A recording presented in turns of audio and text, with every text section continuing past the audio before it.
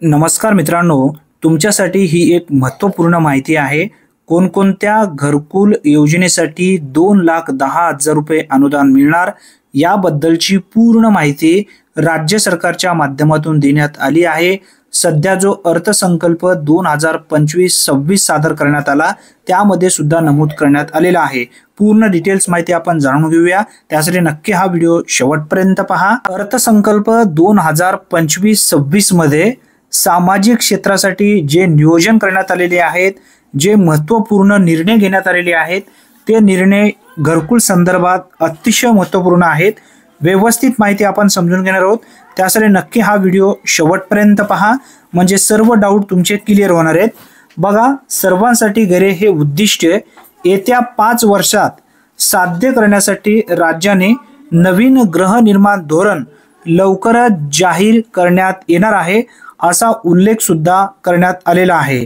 आता बघा, याचबरोबर प्रधानमंत्री आवास योजना ग्रामीण टप्पा 2 अंतर्गत घरकुल बांधणीच्या अनुदानात राज्य शासनाकडून 50,000 रुपयांची वाढ करण्यात येणार आहे, असा सुद्धा उल्लेख करण्यात आलेला आहे। आता ही जी 50,000 रुपयांची अनुदान वाढ करण्यात आलेली आहे, कोणत्या योजनेतील लाभार्थ्यांना मिळणार आहे? आता राज्य सरकारच्या विविध योजना आहेत आणि केंद्र सरकारच्या काही योजना आहेत। यामध्ये राज्य सरकारच्या ज्या योजना आहेत, यामध्ये कोणकोणत्या योजनेसाठी हे 50,000 रुपयांचे अनुदान आपल्याला मिळणार आहे, हे प्रत्येक लाभार्थ्यांना माहिती जाणून घेणं गरजेचं आहे। व्यवस्थित माहिती समजून घेणार आहोत। याचबरोबर प्रधानमंत्री आवास योजना शहरीसाठी 8,100 कोटी रुपयांची निधी या ठिकाणी देण्यात आलेली आहे, असा सुद्धा उल्लेख यामध्ये करण्यात आलेला आहे। आता याचबरोबर पंतप्रधान सूर्यघर वीज योजनेतून छतावरील सौर ऊर्जा संच खरेदीसाठी सुद्धा अनुदान दिलं जाणार आहे, असा सुद्धा उल्लेख यामध्येच करण्यात आलेला आहे। बघा, सौर ऊर्जा संच खरेदी जर तुम्हाला करायचे असेल तर यासाठी सुद्धा अनुदान या ठिकाणी ठरवण्यात येणार आहे, असा सुद्धा उल्लेख आहे। टिप्स माहिती दिलेली आहे, ती माहिती आपण समजून घेण्याचा प्रयत्न करूया। सर्वांसाठी घरे हे उद्दिष्ट येत्या 5 वर्षात साध्य करण्यासाठी राज्याने नवीन गृहनिर्माण धोरण लवकरच जाहीर करण्यात येणार आहे, असा सुद्धा उल्लेख या ठिकाणी करण्यात आले। आता योजना समजून घ्या, यामध्ये कोणकोणत्या आहेत? राज्यात प्रधानमंत्री आवास योजना जी ग्रामीण भागासाठी राबवली जात आहे किंवा शहरी भागासाठी राबवली जात आहे। शक्यतो ग्रामीण भागासाठी जो अनुदान 50,000 रुपयांचा वाढ करण्यात आलेला आहे, यामध्ये जो राज्यात प्रधानमंत्री आवास योजना ग्रामीण जी राबवली जात आहे, यासाठी 50,000 रुपयांची वाढ करण्यात आलेली आहे। याचबरोबर PM जनमन या केंद्र पुरस्कृत, बघा, यामध्ये रमाई आवास योजना आहे, शबरी आवास योजना आहे, आदिम आवास योजना आहे, याचबरोबर पारधी आवास योजना आहे, अटल बांधकाम कामगार वसाहत योजना आहे, यशवंतराव चव्हाण मुक्त वसाहत योजना आहे, यानंतर पुण्यश्लोक अहिल्यादेवी होळकर आवास योजना आहे, याचा सुद्धा उल्लेख या ठिकाणी करण्यात आलेला आहे।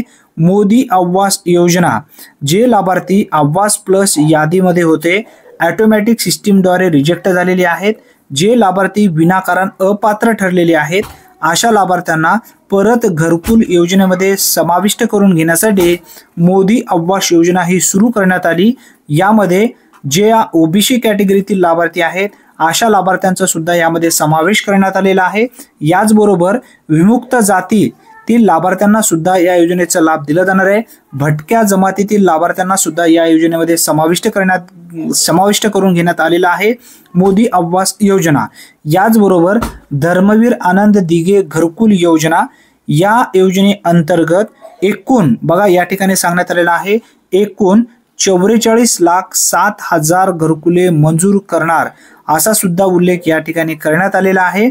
आणि आता प्रधानमंत्री आवास योजना ग्रामीण टप्पा 2 अंतर्गत ज्या सन 2024-25 करिता एकूण 20 लाख घरकुलांच्या उद्दिष्टापैकी, बघा, या ठिकाणी सांगण्यात आलेलं आहे, जे 20 लाख घरकुले आहेत, यांचा उद्दिष्टापैकी सुमारे 18 लाख, या ठिकाणी आकडा पहा, 18,38,000 घरकुलांना मंजुरी मिळालेली आहे, असा सुद्धा उल्लेख यामध्ये स्पष्टपणे करण्यात आलेला आहे।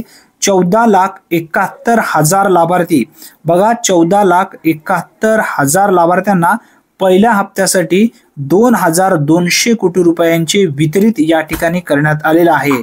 आता जे लाभार्थी पात्र झालेले आहेत अशा लाभार्थ्यांच्या बँक खात्यामध्ये पहिला हप्ता 15,000 रुपयांचा पाठवण्यात आलेलं आहे 22 फेब्रुवारी 2025 रोजी।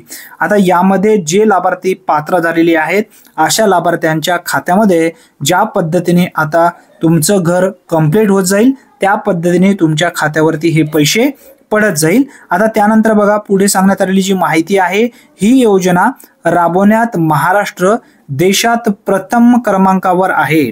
महाराष्ट्राचा क्रमांक बघा कितवा आहे, प्रथम क्रमांक म्हणजे पहिला नंबर या ठिकाणी आपल्या राज्याचं आहे घरकुल योजना जी प्रभावीपणे राबवली जात आहे।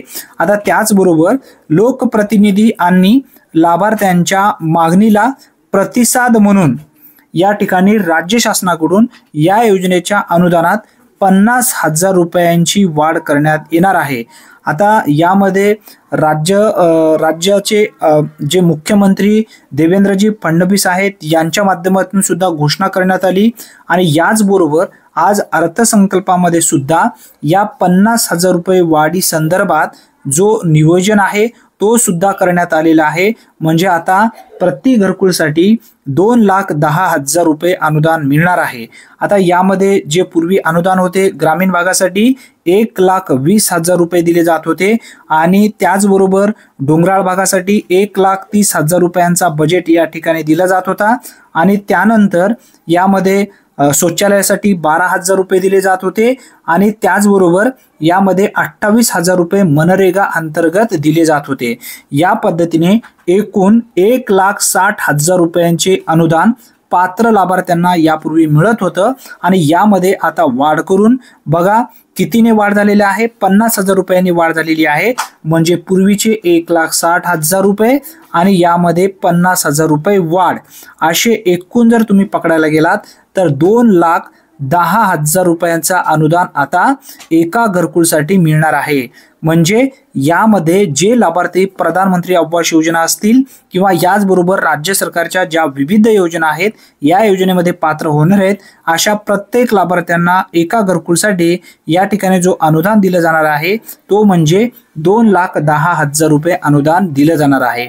आता याचबरोबर या सर्व घरकुलांच्या छतावर सौर ऊर्जा संच बसवण्यात येणार आहे असा सुद्धा उल्लेख यामध्ये नमूद करण्यात आलेलं आहे। म्हणजे प्रत्येक घरकुलवरती जो सौर ऊर्जा संच आहे तो सुद्धा बसवलं जाणार आहे। म्हणजे या ठिकाणी तुम्हाला वीज सुद्धा मोफत दिली जाणार आहे। यामध्ये अनुदान असेल परंतु वीज आता इथून पुढे तुम्हाला जी काही लाईट बिल असेल ती सुद्धा तुम्हाला द्यावी लागणार नाही, कारण हे नियोजन अतिशय उपयुक्त आहे। कारण प्रत्येक घरकुल लाभार्थ्यांना ज्या विविध योजना राबवल्या जात आहेत यामध्ये जो अनुदान पूर्वी दिला जात होता त्या अनुदानामध्ये घरकुल कंप्लीट होत नव्हतं, परंतु आता यामध्ये बदल करून आता यासाठी जो अनुदान आहे घरकुलसाठी तो सुद्धा या अर्थसंकल्पामध्ये वाढ करण्यात आलेला आहे। हा एक महत्त्वपूर्ण निर्णय आहे, कारण भविष्यात प्रत्येक गोरगरिबांना या घरकुल अनुदानातून मिळणारी जी रक्कम आहे त्यांना नक्की फायदेशीर ठरेल आणि ज्या काही जे लाभार्थी घरकुलसाठी पात्र झालेले आहेत परंतु त्यांना जागा नाही, आता बघा हा सुद्धा एक महत्त्वपूर्ण निर्णय आहे।